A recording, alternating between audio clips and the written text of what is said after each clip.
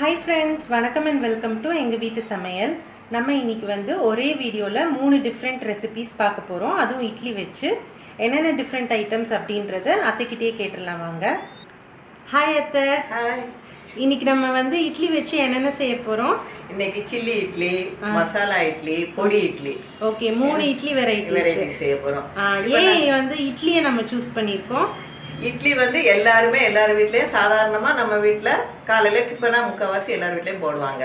இப்ப இட்லி வந்து மீந்திருச்சோ அல்லது கொஞ்சம் ஜாஸ்தி அவிச்சிட்டோன்னு வச்சாலும் பிள்ளைங்க வந்து இட்லினா அதை சாப்பிட மாட்டேங்கிறாங்க. அதே நம்ம இதை வந்து சில்லி இட்லியாவோ பொடி இட்லியாவோ மசாலா இட்லியாவோ செஞ்சு கொடுத்தா ரொம்ப அவங்க சுவைச்சு சாப்பிடுவாங்க. ஈவினிங் வந்து அது ரொம்ப ஸ்நாக்ஸாகவும் ஆயிரும், அது டிஃபன் ஐட்டம் மாதிரியே நமக்கு ஆயிரும். அது ஓகே, அதனாலதான் இதை செலக்ட் பண்ணிருக்கு. சரி வாங்க.